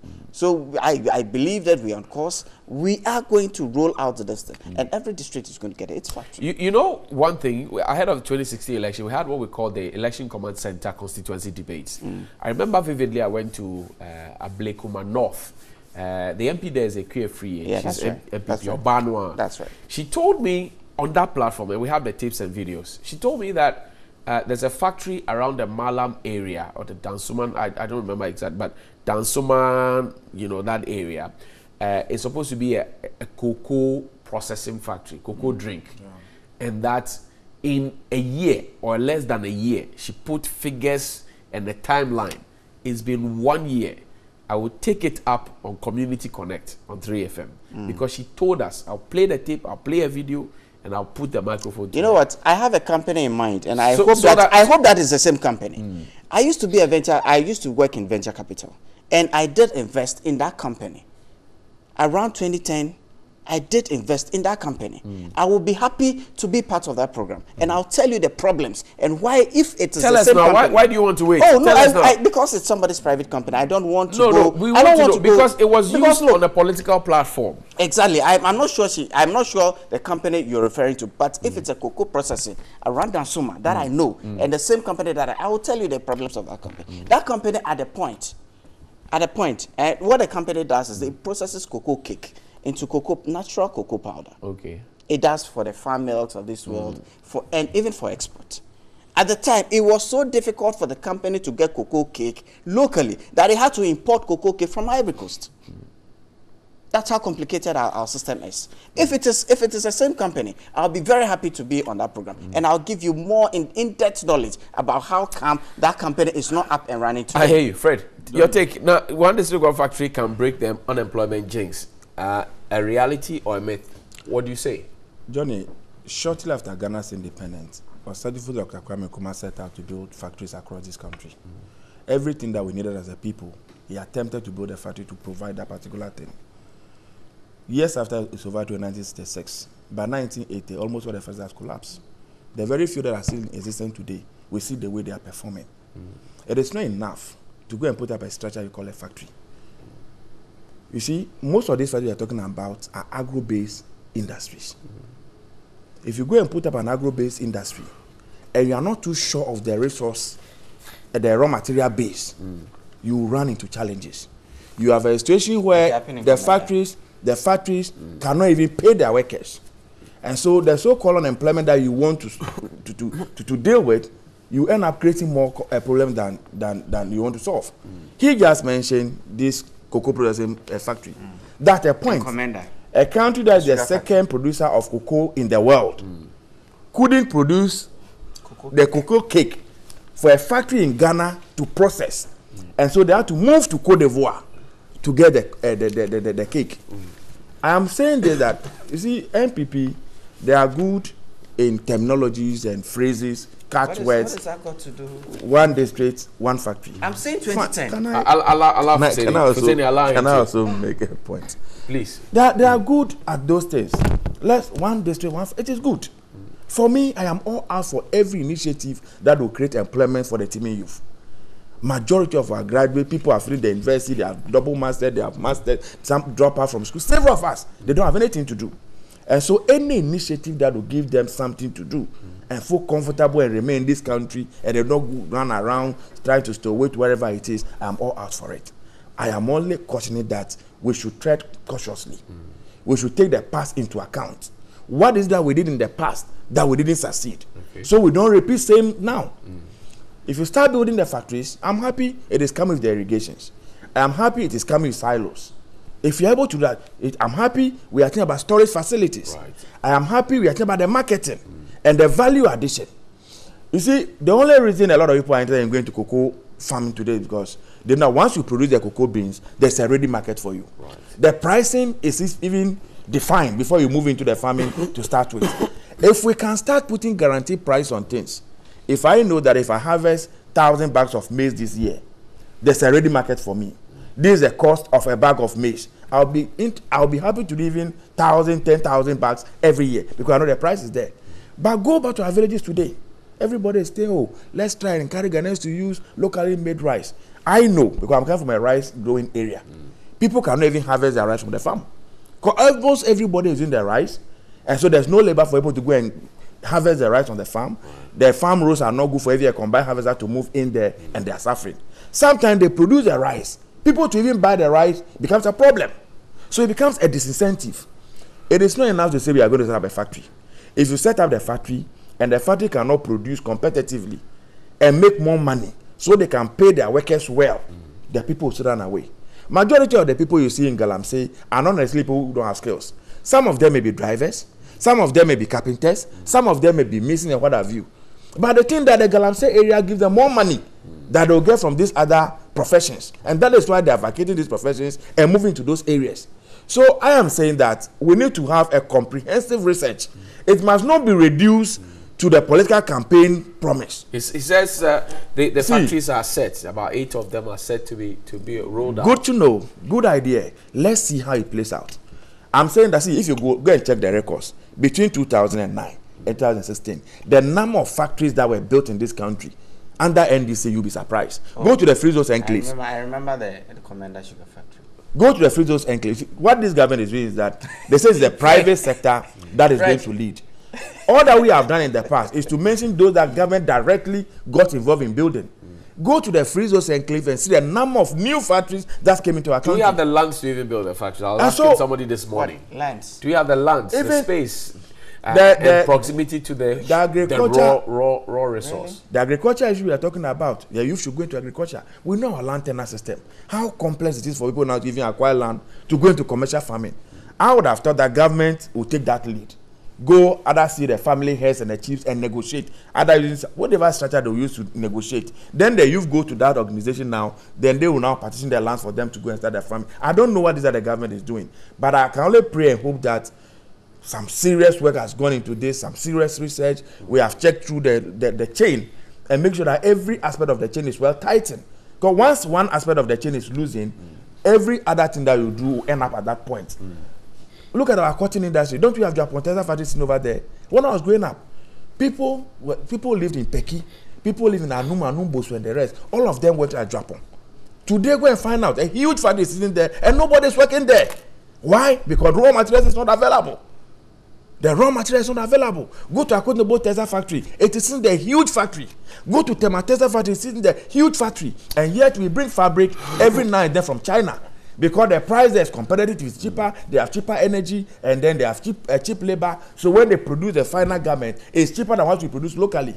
Are we ready to come out to the policies that will make it difficult for people to bring those finished foodstuffs from abroad? I don't think we lack the laws and the policies. It's the will to do. I agree. And you see, governments and the will is what we have today, and the leadership. You have the will. You have the leadership. Of course. There are concerns that this may be politicized because we are looking for private participation, and yet we would like to look at. Okay, is he one of us? Is he not one of us? Why is that requirement? No, I don't think. I'm asking. Why is that requirement? No, I'm asking. Gather a proposal. Yes, go to the ministry. Go to the ministry. Go to the ministry. Why won't they look into your face? It is a Ghanaian initiative. Every Ghanaian is being supported in there because I know people who have gone there and nobody asked them anything about their political coloration. It is not about political color. For once, this country has the required leadership. This country has the what it takes to roll out policies like this. That is why we have people like what's his name, Mr. Japan supporting some of this. Nobody's against it. All we are and I'm sure that look, it is going to be the game changer. Of course, we'll be listening into all sort of opinions from all sectors. Once it's going to be helpful to this sector, but I think that we should move away. We have seen what happened to the Commander Sugar Factory, and we will learn from those experiences and make sure that we'll size those companies where the proximity to raw materials, proximity to power, the marketing issues are resolved, and so this one district, one factory. It's a game changer for the teeming unemployed youth in this country. I think. Do you know that we have a tomatoes processing factory in the northern region? You know what? I'm coming now. I've studied Palugo. I'm coming. Let me just say something. Yes. That factory, I think, was built around the time of Dr. Kwame Nkrumah's days. That's under President Kufuor. That's right. Under President Kufuor, we revived that particular factory. I remember so much money was pushing. They gave outgrowers some money to grow and sell the fruits to the factory. It got to a point, they harvest and go and sell in the open market. So the factory was simply not getting the raw tomatoes to process. This cartel issue that has become an abattoir around our neck, go and check the history. Or for Dr. Kwame Nkrumah when he set up the meat factory in the north, and then the shoe-making factory in Ashanti region, consciously allow Burkina Faso, Mali, and the rest to bring their cattle in. They will come and graze here, then they will sell some, so we can use some for the meat factory, use the hide for the shoe, and all those things were conscious efforts that were made in the past. Today, the same cartel that we say we are doing a shoe factory, the cartel has become an abattoir. We are shooting and killing because we don't have a solution to it. See, these things but the court judgment was given in 2012, and your government at the time had the responsibility to ensure that it was there. We're told that you had timelines. It was an order, not a recommendation. I have always maintained that when it comes to issues like this, I would prefer to look at it more as a Ghanaian than as a political actor. But at every point, there's a government in place. There's court order was given in 2012. I know that some initiatives were taken at the time. But the question, were we able to solve the problem? No. Today, a new government, we couldn't solve the problem. We did everything that we could. You remember? The government got involved. We went to court. They tried everything that they wanted to do. I'm not too sure. I'm not having a brief as to where they got to before we left office. You have come in. You want to implement same. See where we are now. It's the military and the police that we have deployed to go and kill the animals. I don't know if that is the solution. All I'm saying, just to dovetail into the main discussion of one district, one factory, is that we need to sit down, do a comprehensive research. Let us be certain about what we are doing. It must not be reduced to these politics. Now we have gotten the good leaders who can do it, those things doesn't produce results. I hear you. All Ghanaians must get on board. Like you mentioned Palugo and Weji, it goes beyond. Look, you say you have done some studies. Of course, from the field that I used to work before getting. Right. Look, even the yields that we're getting from the farms were a problem. The quality of the produce, look, the water content of the tomato, whether and this outgrower schemes, they are all a holistic no, but thing that we have to always look at. make these arguments. I remember the issue about the Commander Sugar Factory. We kept talking about that, the quality of the... We kept saying. But the point is that we kept saying. Before we set up these factories, running the research, the kinds of farmers that we engage, if we were to we have all the agronomists and the researchers. So why do we get it wrong, Husseini? How and why do we get it wrong that we know that we're setting up a sugar factory or a tomato processing factory? We know the species of tomato that we want. And we know the volume of water that's being in the tomato. Our land is good for any kind of tomato. And then we don't get it right. And then we can't complain. In Israel, they get like 100 times a yield per acre. On a desert. To what we get. On a desert. Right? Because, look, the systems they run, they have the drip irrigation system. You don't waste water. You don't waste fertilizer. It is targeted at the plant. And you maximize all of that. So why can't we do it? Why can't we do it? That is what we are going to get this time. That is what we are going to get right this time. Look, even contrast with this outgrower schemes, no outgrower scheme has been successful in Ghana. Because look, you get into some sort of arrangement with somebody, you provide them with the input. By the time they harvest, if somebody is ready to pay 10 pesos more than you, they will sell to the person and can't pay back because we don't respect contracts. So this time around, as a company, you have to ensure that you have absolute control on the percentage. Do we bond the farmers to these agreements? You can. That's why I'm saying that we don't even respect agreements. You can have a written whatever agreement with them, right? So as a company, to be able to succeed, what you need to do is to have your own, and that is not done anywhere, right? Stretch backwards. Integrate backwards into growing and ensure and secure a certain percentage. Backwards integration that we did with the Commander Sugar Factory. And what happened to it? Refused to just hit. We refused to do it. But you were in governance and you had everything to do. No, but we built the factory. We told you I even got a facility, the money to give to the farmers. So do you start growing the sugarcane or you put a factory? Do you start growing the sugarcane first or you put a factory in place? Before going it's about policy decision. Policy. It is not good direction. No. When you have a factory in place and don't have materials to process. No. That's exactly what happened in Commander. And so a day after commissioning, you have to go close it. One at a time, gentlemen. A day after commissioning of Commander, they had to close it. You see, and to date, I am not sure that we've even gotten a marginal tin of sugar from that factory. But the point I'm making is that we applied the backwards integration. That is not true. How much sugar have we produced from that factory? Build the factory. That will give the assurance to the farmers that now the factory is there. So the willingness and the commitment will be there for them to move into farming and start producing the sugar cane. Just before we left office, we had secured a facility from India for the farmers to start growing the cane. The factory itself had acquired land to go into commercial cultivation of the cane. I'm thinking that I am put a factory in place before. That was the methodology we applied. I'm thinking that if you want to, Dr. Kwame Nkrumah's Polygo Farm, Judicial Textile Factory, they were set up because we identified that we had the resources there. In our case, we set up the factory before we start looking for the resources. No, it's not the case. Upside down we approach. Know our land, we can cultivate sugarcane. We know the gestation period that sugarcane takes to mature to be used by the farm. All this is analysis were done. And we think that it is better for you to put out a factory over there. Then within the time that you are doing the test transmission, has it helped? Then has it helped? The funding, we got the funding from India. We got the funding from India for the purpose. For the funding after the factory was in place. Let's do some messages.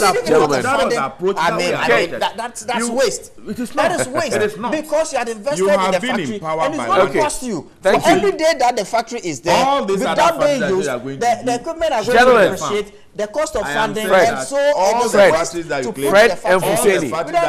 I thank you. Let's do your messages here on WhatsApp. Lots and lots of them. And somebody just sent us a photograph of perhaps a bad access road to one of the farms. I'll share them with you so that Husseini can tell the Agric Minister when he goes back that this is what people are saying. TV3 NewDay, good morning. The difference between competency and incompetency are clear for the public to judge between Nanado and Mahama administration. 1 year in the Nanado's government is promising nothing going on in this country. It seems we are moving backwards. Change the change 2020 hashtag Osman Burkusan in Tamale. Good morning to you guys, TV3. I think the press performance at the encounter was abysmal. Most of their questions were irrelevant and were only asked to favor the president. Sebastian in Chobodom. And corruption saga, it's not citizens' duty to provide evidence. See the details in Nanado. Absolutely right. What power do I have to prove your corrupt activities? We were all here when cocaine turned into powder. And AJ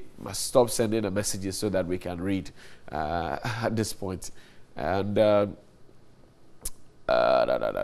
okay, turned into powder. Is that it? Okay, I think I jumped it. Technology is interesting, isn't it? Okay, turned into powder. Minister's autopsy report missing. The BNI, the police, not citizens. You have to be specific. Abladi, Fiakoma, Zongo, Takradi. Good morning, TV3. I'm quite impressed and very happy with the input of your two presenters, especially the male presenter. Would love to know his name. My name is Johnny Hughes for his detailed analysis of the issues being discussed. Thank you very much, Felix Mensah. Thank you very much. Fred spoke about Ghana's minerals that the country earns only 1%. Also, he said the 15% oil proceeds that Ghana will earn is inadequate. I want to know from him who sold on the country's shares in the minerals industry. Also, in terms of oil percentage for the country, what did his government do when they were in power? Eric wants to know. Good morning, TV3. One district, one factory indeed is on course. Ghana is back. Amuzu or Oscar Solo in Georgia. TV3 New Day. Good morning. The difference between... Okay, we read this one already. Greetings to you and your crew. The president should know that we are not in a campaign season. If they have saved billions of cedis for Ghana, as the president always says, they should let Ghanaians feel that they are there's money in the system. The hardship and the 419 is too much for Ghanaians. Mistake is some adultery. The protocol from Wellency says, Mr. Fred Agbenyo, it's only today that you are giving this opportunity on this platform. Is it only today that you've been given this opportunity on this platform? Where were you when your party was in power? You are not talking about the nation, opposition. Good morning, TV3. If the country cannot create employment for youth, they should export them. Other countries will need their services. It will even generate revenue for Ghana. Apamana in Kumasi. This is the road from Elubu to Enchi. Look like what we're pleading to TV3. Bring in your mission there for us. Thank you. Okay, Nanakisi will bring our team there. Please invite the MP for Awin Siaman to your station and ask him about it. Also show him the pictures because I think he exists in this world. And this is it. This is the location.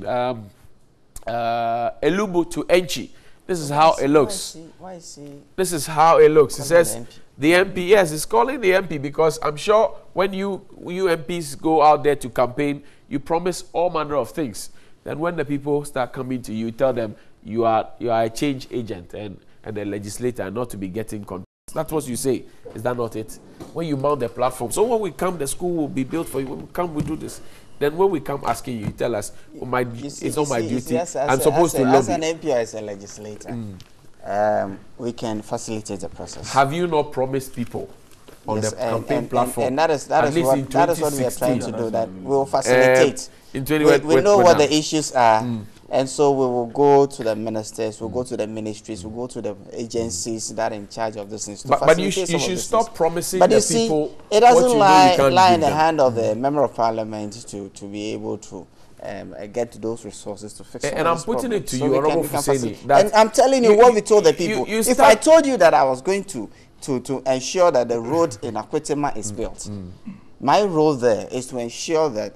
And that I have done. I've done some quantity surveying work on it. I've costed it, everything. I go to the minister. And I know most of my colleagues, at least in Greater Accra, have done.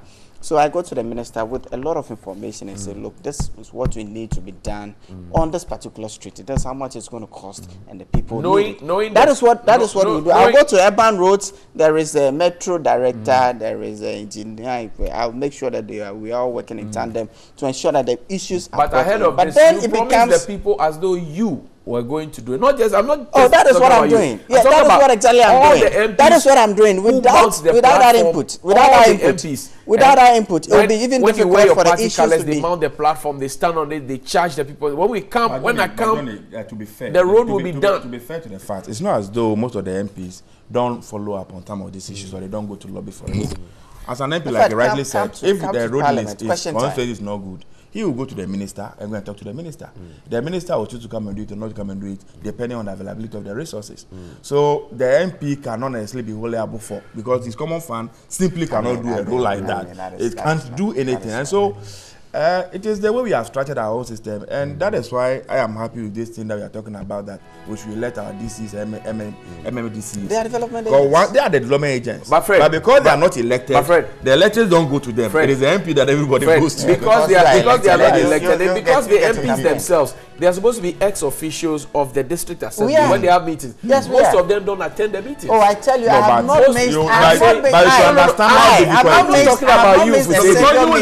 I'm not talking about you. I'm talking about your colleague. And I'm sure if the assemblies actually fix the meetings and days that the MPs go attend. Let's say Mondays or even over weekends that the MPs can vote. Apart from that, most MPs I know are in their constituency every weekend. An MP lives in Accra here. He goes to Parliament from Tuesday to Friday. Yes. And his constituency is Upper West. What prevents the MP when they visit their constituencies to go and share their things to the people, to go and call the DC or MC and say, look, come and let's have a conversation? But who said they don't do it? Oh no. Who said they don't do it? In most places, look, I do a program called Community Connect on 3FM 92.7. It's from 3 p.m. to 4 p.m. on Fridays. And guess what? I have no constituencies where the DC or MC is at loggerheads with the MP. I'm not saying one. I know a company. I can give you a full list of them. Yeah, that one the MC doesn't want to talk to the MP. The MP doesn't want to talk. So they are loggerheads. I can't say that and deny people. It's not for nothing that the MPP has come with the directive now. That if you are a DC and you want to contest an MP, you must resign.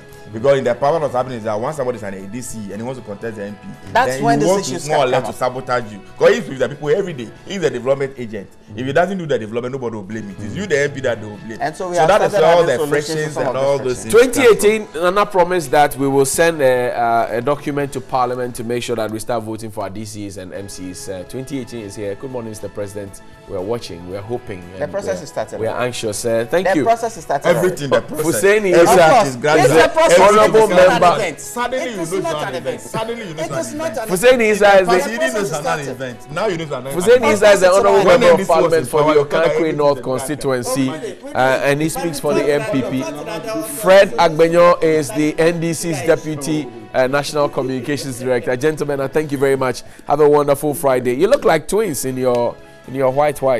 Did you plan to wear that?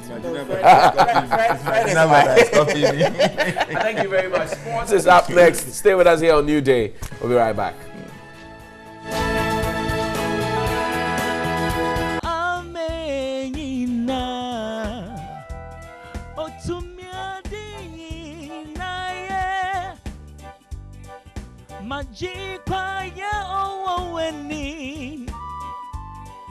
Oni madinina owo amenina otumya dinyi naye senyawe uradia akayewo senyawe uradia akayewo senyawe uradia akayewo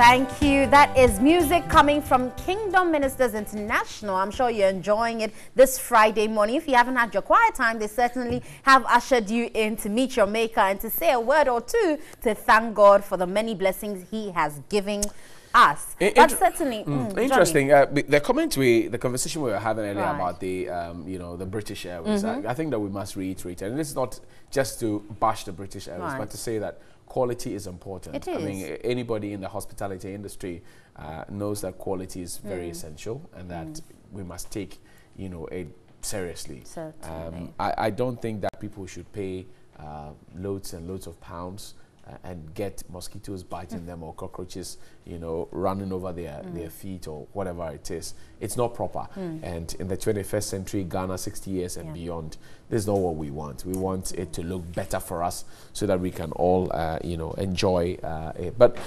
there's an issue at the Dakuman Junction. I'll share the pictures with you shortly. It's been there for close to a year, and we've been treating it on Community Connect. We want to do it on TV as well, so we see, you get more of him. Definitely, no. I mean, to give them to put it out there for everybody to see and join the same sometimes side when the people see the problem, then they know the problem. Nobody watches radio. People only listen. Exactly. So it's their imagination. They play it down when you listen to radio because you say, "Oh, it's nothing serious." But when you see it, vivid pictures, then you know it's a big issue. You see your true color. Happy birthday to you, Bafo. Amma says she would sing for you a birthday song, and she's preparing to go on the keyboard. I'd play the keyboard so she can sing for you the special birthday song. And Age with Grace, and let's know where the party is. You want to add on to the wish? No, it's fine. Oh, but it's time for us to take us, Johnny. Please, Amma. No, but why everyone knows. Okay, so right now birthday? you've made it international news. That everyone knows it's Bafo's birthday now. So, but who is Bafo? Ado. He's my friend. He's a good friend. Good friend. A great friend. Let me say good morning to Bafo's uncle, Cecil Ado. And to the whole family, you should extend it because it's a big family at that. So this is coming up from only me, but the Ado family as well. But let's take a story now. President Akufo-Addo clocked his 1 year in office on January 7th and founding member of Ghana's political parties, UGCC rather, has shared his view. He has assessed the president's 1 year in office, and we have a story from Joshua Atokwashi. He shares his views. Let's take this.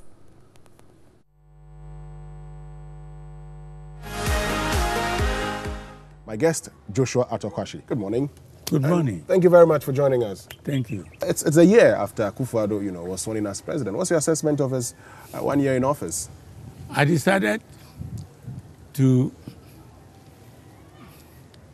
be quiet for some time because Ghanaians have one policy which I don't like. Which is that? When you criticize a brother from wrongdoing, he thinks you are enemy. I'm not afraid of such accusation as enemy. But he look as if you are all in all. You know all. You are this and that. So I'm waiting, watching, and see the youth of this country. Because I'm surprised about certain elements in United MPP, who I was expecting long time since Akufo-Addo took up the mantle of this country, to tell the nation whether we are doing good going forward or backward. They are all quiet. What do you say? But what I say, they are cowards. Who are those people you're expecting to speak? You bring it again. Yes, Mr. Atokwashi, you expect people to speak. You should mention their names so we can get responses from them. No, different Ghanaians or black man way of thinking. Sometimes you are different from those people. But in black man thinking, he mentioned this, he mentioned that, he favored this, he favored that. You are a Ghanaian. And what I'm talking about, you know about it. No need for me to tell you. How would I know? Oh, we are Ghanaian. I am a Ghanaian. You haven't told me what I is don't it go that you're out thinking. as you go out. Yes, but Mr. Atokwashi, you haven't told me what you are thinking. How would I know it? Tell me what you're thinking. You Tell know me the people that you expect to speak that are not speaking. Look, then I can agree what with you. What I can surprise you is by experience, but not day-to-day events. That one you know much more than I do. Because you go out in the evening and come back home. But I'm sitting in one place. So you know better than that what I can do. But I'm calling your attention to read back our history from the colonial days to today. You see, and compare whether we are going forward. Now, let me tell you. Tell me. Nana Akufo-Addo, I was expecting to do better than those out of power. Why? The same thing, the same thought I had for Buzia, but Buzia failed the nation. Because Buzia criticized, he was my leader during Nkrumah days. And if Nkrumah can say so far as Kwame Nkrumah is concerned, Savunda case is dead and buried, no court. If Nkrumah can say so, and we in the opposition, including our leader, Buzia and others, can accuse Nkrumah of being hypocrites or undemocratic person. And Buzia, fortunately, by God's own mercy, came to power. And Buzia also can say no court. What is the difference between the two? Buzia is worse than Kwame Nkrumah. What has Nana Akufo-Addo done that makes him worse than those before him? Because Nana knew everything. Nana knew everything. And there's no need for me to tell. When I was closer to him some time ago, when Nana go wrong, I tell Nana. He knows. So, Mr. Atokoshi, what has Nana Akufo-Addo done that makes you say that he's worse than those before him? When I see the weakness of Nana by allowing himself to be advised to do certain things. For instance, when he took the case of election to court, you want to know. So do I tell you? Tell me. Okay. I went to him and suggest to him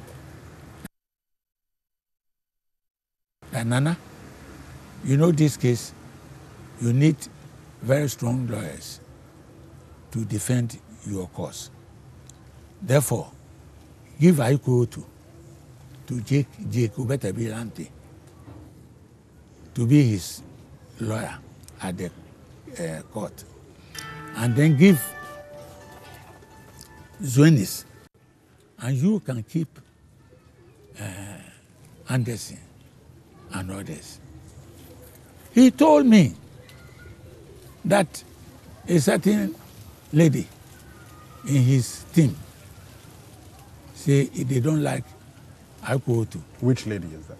You see, this is another one you asked. I don't want to mention. Please, forgive me. Go ahead. So, I don't last. Nana proved me right. But what did he do? He, from his own mouth, promised Aikoto, you are going to be Attorney General in my government when God permits. But when the time comes, what did he do? He failed. You see, so upon that, I could see the weakness of Nana. And I can tell Nana, anything you cannot tell Nana, I can tell Nana. You can still tell him? Oh, I can still tell Nana. When was the last time you met him? Oh, long ago. When? Since he came to power. You haven't met him? Yes. Ever since he came to power? Yes. But some time ago, he used to come here. Okay, let's and look at... And he used to come to my father. We used to meet. I used to go to him. Let's Nana look at... is among the present leaders in the government and the Kufuor government. Nana is closer to me than all of them. Let's look at his performance in government. Mm-hmm. What is your assessment of Nana Akufo-Addo's performance as President of the Republic of Ghana? Actually, we should not deceive ourselves. Nothing, practically nothing, I can rely upon it. Because they never put one block upon another block. I mean schools or institutions, nothing. What can I turn my right eye or left eye to see and point to him that this is the achievement of Nana? You haven't seen the free You yourself, What do you know Nana achieved? You haven't seen the free SHS? Nothing. Free what? Free SHS. Oh, don't let go. That's that nothing. I said don't let go. But that's happening, isn't it? Is the free HS is moving smoothly? Isn't it moving? Wait and see. Go to another subject. What would we see with the free SHS? You say we should wait and see. What would we see? You see whether it's progressing or retrogressing. You see it. You are a Ghanaian. You are a grown-up man. At least you may be 30 or 40 or 50. You are in Ghana. So what I can tell you, you've been seeing. I don't want to say something and then people will say he's condemning Nana. He's saying this. You are a Ghanaian. If country is going forward, you know. Whether it's going backward, you know. You still haven't told me what your concerns are about the free SHS. Well, my brother, for me, so far as I'm concerned, nothing goes on. People are suffering. Parents are crying more than 4 months before the VHSS was announced. Nana surrounded himself with sycophants who cannot offer good advice to him. They are not bold to tell Nana, here is spoiling. Go to Mokola number 2. From Mokola number 2 to Lorry Station. See how the place is smelling. Go there right now. You see yourself. Whether even the mayor, how many since they installed the mayor, how many times have you seen the mayor cleaning a corner as the past people have been doing? If your arrival child is nice, say it. If it's ugly too, say it. You're We going to must start speak at the truth. decongestion of this capital city. You haven't heard of What? that? But you yourself are see, things are worse, my brother. You're telling me. Things are worse. I said you go out more than I do, and you see the truth. Tell Nana, say this is going wrong. You and the others also, so that Nana will see whether it's progressing or retrogressing. Nana will see. But if all of you go, yes, and Nana, you are doing well. Have you read the story of the King Snow clothes? The King Snow clothes situation we are in the Ghana. Any stooge, when they come out to the television, is talking rubbish. He say, oh, we are doing this, we are doing this. They do even things Nana himself cannot say he achieve. The followers can see on television where they know they are speaking vague things. So is Ghana progressing or retrogressing under Nana Akufo-Addo? Ghana, I can say, is just like a still water. It's not flowing. Thank you very much. Still going strong. Yes. All right, so that's all from us, this morning. We're from the residence of Joshua Atokwashi, who is a founding member of the United Party. My name is Winston Amwa. Thank you very much for joining us.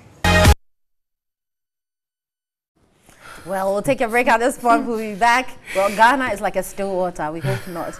We'll be back on NewDay. Hey, Papa. Well. So it's time to talk to the people behind that beautiful music you saw this morning. You listened to actually this morning. Let's talk to Enoch. Good morning. Good morning. How are you doing? I'm doing great. We're doing great. Tell us where you're coming from and, of course, your church. And I hear you have a program coming up. Tell us a little about that. I'm an Anglican fellowship at St. Mary's, the Anglican Church, Accra. And also, we're having a program at St. Joseph Anglican Church. That will be Johnny's church. Yes, right. So, a Time of Praise 2018. This is the 9th edition. Sure. Tell us what's going to happen. We are expecting a lot from God, and we believe God is going to do great things. And we are starting from 3 p.m. to 7 p.m. Right. And this is the 9th edition, as he said. We are having great ministers coming on board. That is Minister Gosh, and also Kingdom ministers are coming. And Minister Ni Engma, or Nieni rather. Nieni, and also we are expecting voices. Is it free? Yeah, it's free. What's the date? You didn't give us the date. Yeah, that is coming Sunday, 21st. Okay. 21st. Very well. So from 3 p.m. to 7 p.m. we'll all be there to join you. But Johnny, what do you have there for us? We'll wrap up with this one. Honorable Matthias Kwame Nto, you're the MP for Awin Shaman. This is a road through Elubu, and this is how it looks like. It looks like what do you want to say? What does it look like? Chocolate spread. Chocolate spread. Yeah.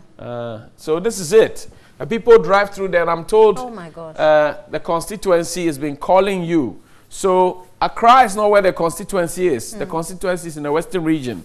Visit your people. Honorable Matthias Kwame Nto, the Honorable MP for Awin Shaman. Good morning to you. We love you, and we want you to perform your roles. You don't have to go and construct the roads, as you always say, but I'm sure you can speak to somebody, lobby somebody to get this done for you. I wanted to show a picture, but it's not coming up. So, yeah, you should be disappointed. Oh, don't we have a great Father in heaven who works on our behalf? So, Sunday, 21st of January, St. Joseph Anglican Church, 3 p.m. to 7 p.m. This time of praise happening. Thank you. Yeah. Should I come with my white handkerchief? Sure. I see. Come with your so, if I'm not married and I come there, would I find a wife as well? Okay, Definitely. Sure. Is that, yes? Nieni is coming. Right. Nieni as well is coming, absolutely. And it's going to be out there, so it's free. And the church is by the St. Joseph, the Cocoa Clinic. Johnny, that doesn't. When we ask you to define something, you say it's the same thing. Like you have relatives you wouldn't have shown us. Yes, certainly. The Barfords family. Yes, the Addos are there, so we'll certainly be there. But it's what's the attire? White. All white. Oh, so if I come in my black, you say. Oh, you can wear black trousers and white top. Yeah, that's fine. Yes, but happy birthday to you, Bafo. This is a special song from Amma to you and the rest of the team out there. Harriet is curious. She wants to know, are you having a great weekend? And we want to know where can we meet so we don't interrupt the conversation.